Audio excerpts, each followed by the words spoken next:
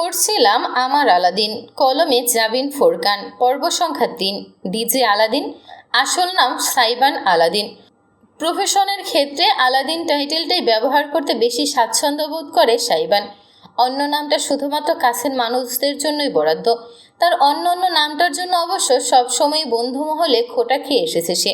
এই যেমন আজ শোয়ের পরপরই যখন ডাফল ব্যাগ হাতে বেরিয়ে আসলো, তখনই সামনে থেকে ডাক ছুটে এলো, কিরে আলাদিন, তোর চেরাগ কোথায়? রাস্তার ধারে পার্ক করে রাখা গাড়ির বনেটের উপরে বন্ধুদের আড্ডা জমেছে। পা এলিয়ে বাংলার শেষ নবাবের ভঙ্গিতে শুয়ে আছে নীরব। তার শিষ্য আফনান নিজের বিরাট ইঁদুর দাঁত কেলাচ্ছে।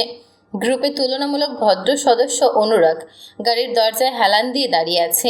আরে কয়েকজন ছেলে আছে যারা মাঝে সাঝে সাথে থাকলেও ঠিক উল্লেখ করার মতো বন্ধু নয়। বিশেষ কাছের এই কয়জনই।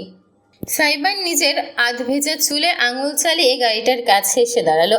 একেবারে অতর্কিতে সপাট করে আফনানের পিঠে চটাস চটাস দুটো চপাট বসিয়ে বাঁকা হেসে বলে, এই যে আফনানের পিছনে ভরে রেখেছি, খুঁজে দেখবি।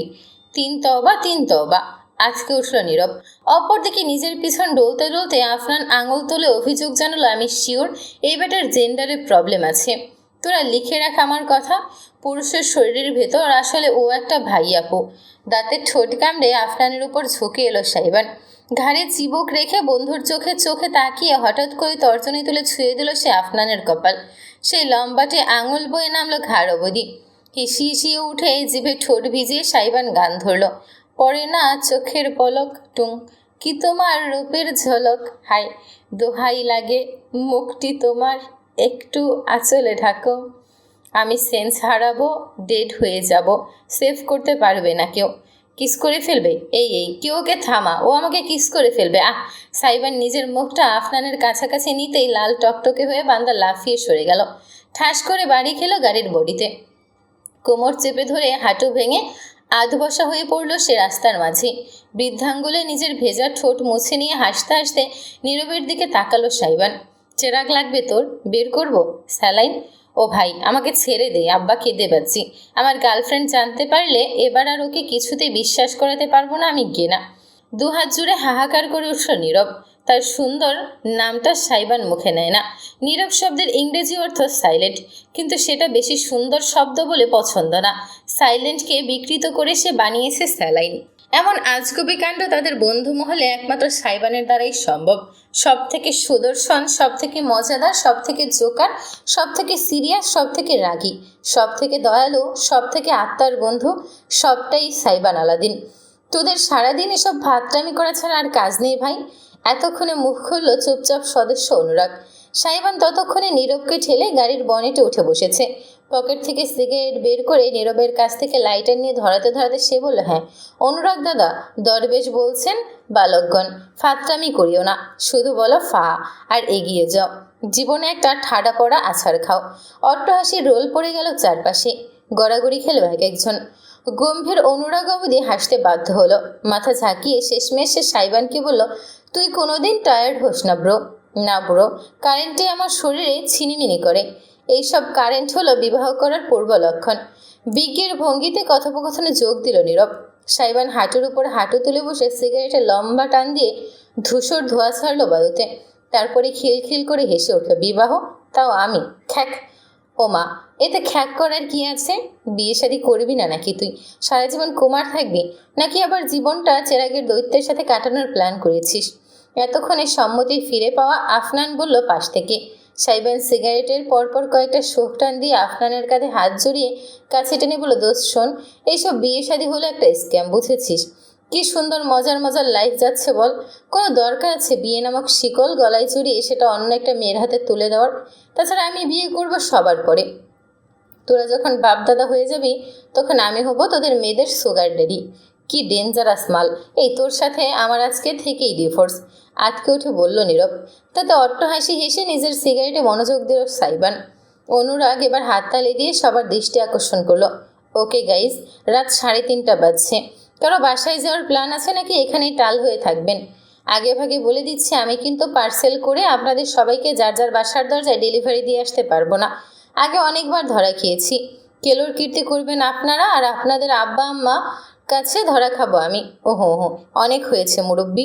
ওই যে দাদার কথা শুরু করেছে, দাদার কথা শুনতে হবে, ঘরে ফিরে যেতেই হবে বলে গাড়ির বনেট থেকে লাফিয়ে নেমে পড়ল সাইবান। একটা সিগারেট শেষ, আর একটা তুলে ঠোঁটে গুজে বাকিদের উদ্দেশ্যে হাত নাড়ল সে। মা জননী আমার ফোনের উপর ফোন দিয়ে মাথা নষ্ট করে দিয়েছে, তাই আমি আগে গেলাম। Love you guys, kiss your girlfriend, সালাম your parents and shit on toilets not in your pants, bye. Anurag গেল সাইবানের পিছু পিছু, বেশ কিছুটা দূরত্বে এগিয়ে দিয়ে আসতে। বাকিরা পিছনে বসে হাসি মুখে চেয়ে রইল।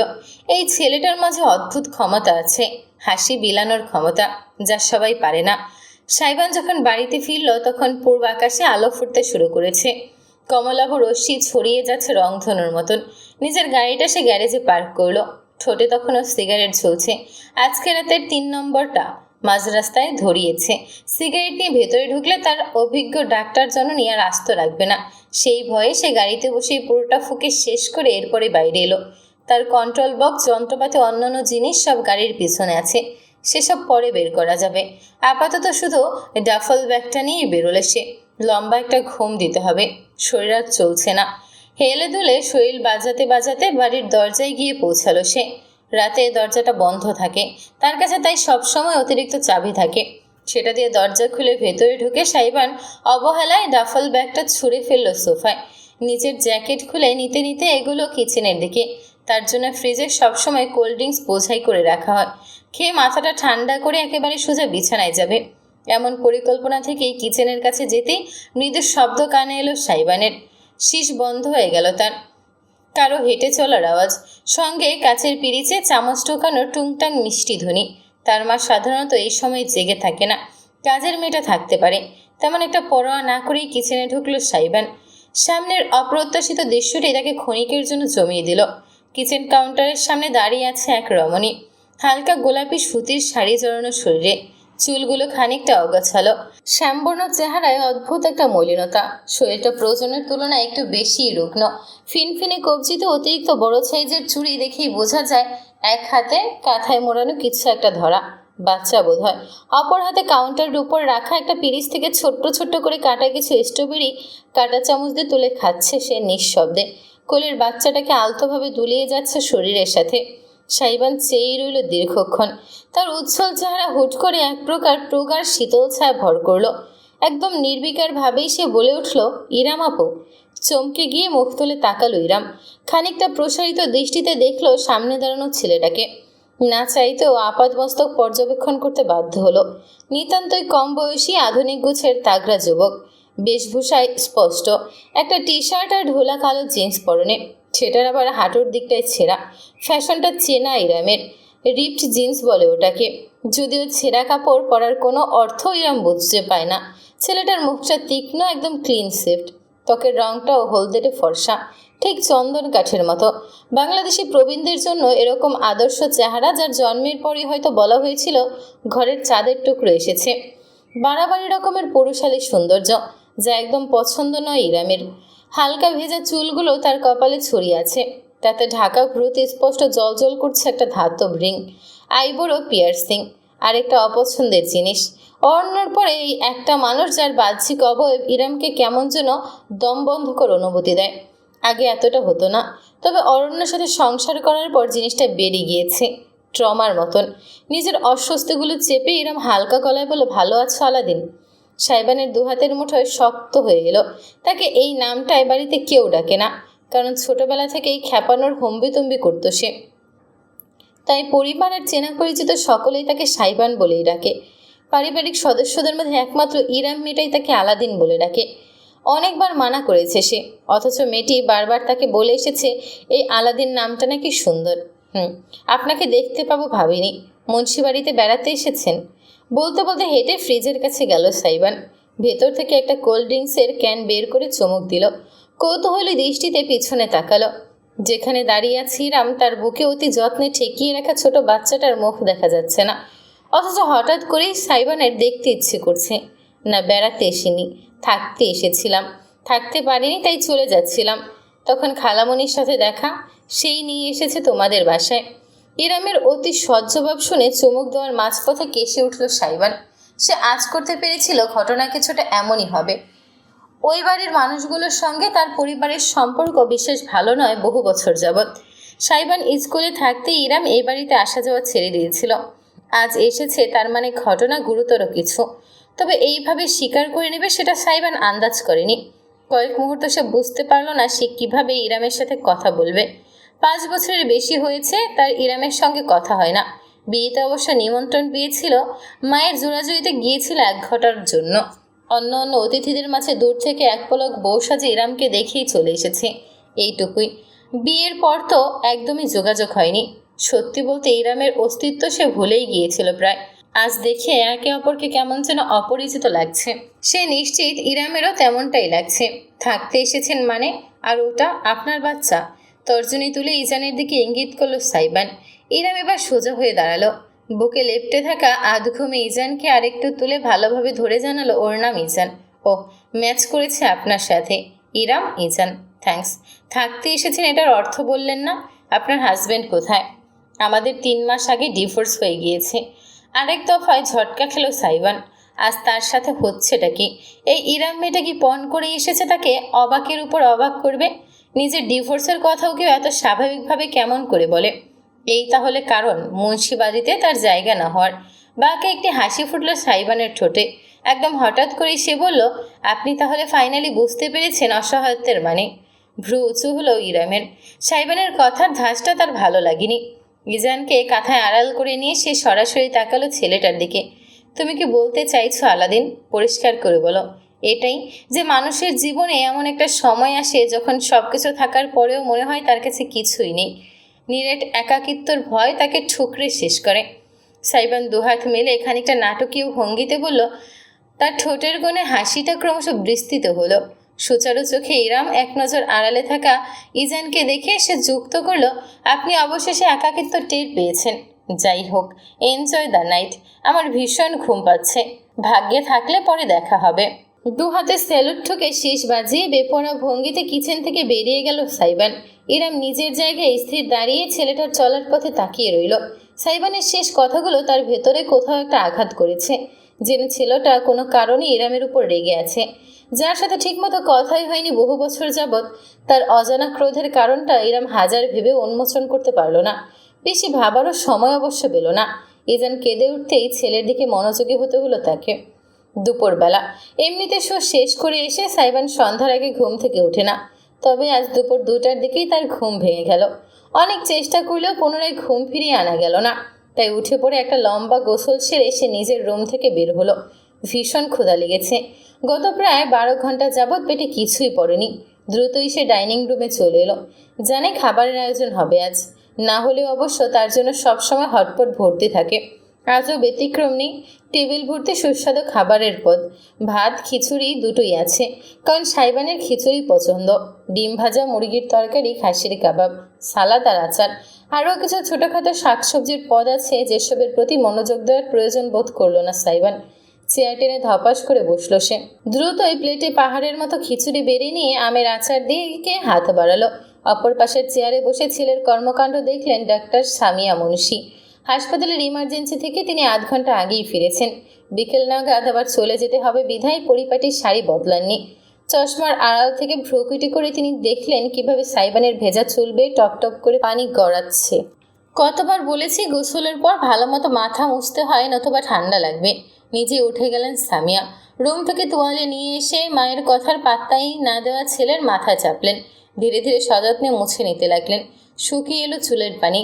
সাইবান আস্ত একটা কাবাব মুখে দিয়ে এলিয়ে বসে নিজের জননীর দিকে চেয়ে বলল, আমি মুছে ফেললে তো আমার গর্জিয়াস মম এভাবে সুন্দর করে মুছে দিত না বলো?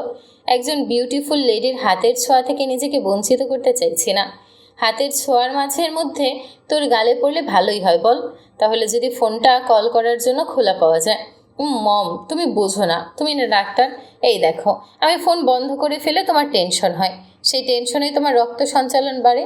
রক্ত সঞ্চালন বাড়লে শরীরের ত্বক জেল্লাদার হয়, একদম লাল লাল গ্লো মারে। আফনানকে দেখছো না, ওই যে লাল মুরগিটা, একদম ওর মতন। তখন তোমাকে দেখতে হুড়পড়ি সকিনা বিবির মতন লাগে। আমি ইনডাইরেক্টলি তোমার সৌন্দর্য বাড়াতে ভূমিকা রাখছি, বুঝেছ? আর টেনশনে যে কোলেস্টেরল বাড়ে, রক্তচাপ উঠে যায়, তার বেলা অর্ধেক জ্ঞান নিয়ে ঘুরছিস কেন গর্ধব? আহা, ছেলের মাথায় চাটে দিতেই খিলখিল করে হেসে উঠল সাইবান। অদূরে চেয়ারে বসে দৃশ্যটি চোখ মেলে দেখল ইরাম। কি সুন্দর একটা সহজ সম্পর্ক মা ছেলের মাঝে, একদম বন্ধুর মতো। এরকম কোনো সম্পর্ক কি সে ভবিষ্যতে ইজানের সঙ্গে গড়তে পারবে? সামিয়া নিজের চেয়ারে ফিরে এলেন। সকলেই খাওয়া শুরু করেছে। তিনি ইরামের প্লেটের দিকে তাকালেন। কতটা অল্প পরিমাণে খাবার নিয়েছে সেটা দেখে অসন্তোষ জানালেন। ইরাম, কাজটা ভালো করছিস না মামুনি। তোর শরীরের তো একটা প্রয়োজন আছে নাকি? উপরন্তু বেস্ট ফিডিং করাস। এটুকু মাত্র খাবারে শরীর নিজের চাহিদা মেটাবে নাকি? অতিরিক্ত শক্তির যোগান দেবে বলতো? বলতে বলতে তিনি বেশ খানিকটা পুষ্টিকর সালাদ এবং আরও কিছু কাবাব ইরামের প্লেটে তুলে দিলেন। বেশি বেশি প্রোটিন খেতে হবে, সঙ্গে সুষমভাবে সব কিছু।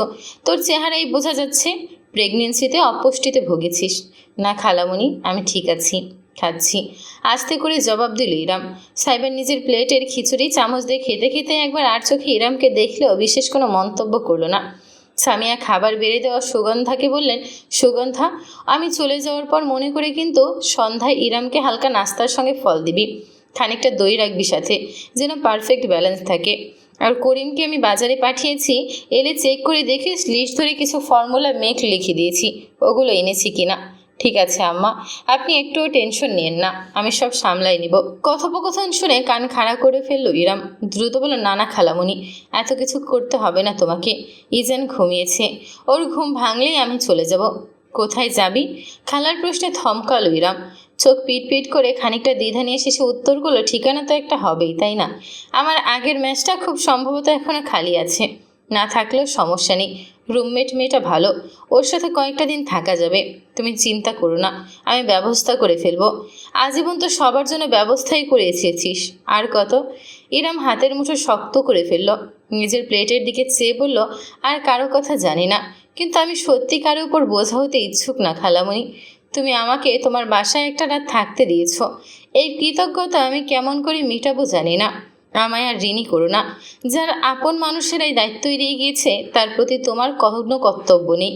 হ্যাঁ, যে অসহায় মেয়েটার প্রতি সকল দায়িত্ব স্বামী, ভাই, পরিবার সবাই এড়িয়ে গিয়েছে, সেই মেয়েটার প্রতি আমার কোনো দায়িত্ববোধ নেই, কিন্তু আমার ঘরের বউয়ের জন্য আছে। ইয়াক, থু! দাঁতের নিচে এলাচে কামড় পড়ার ঠিক ওই মুহূর্তেই ঝটকা দিয়ে উঠল সাইবান। হাতের চামচটা তার মেঝেতে পড়ে ঝনঝন শব্দ তুলল, অথচ মুখের এলাচ তার মুখে রয়ে গেল। বিস্ফোরিত দৃষ্টিতে সে তাকালো নিজের মায়ের দিকে। কি বললে তুমি মম? হু? My future daughter in law. Yes, you heard that right buddy. Smith হেসে ছেলেকে ঠিক তার স্টাইলেই জবাব দিলেন সামিয়া।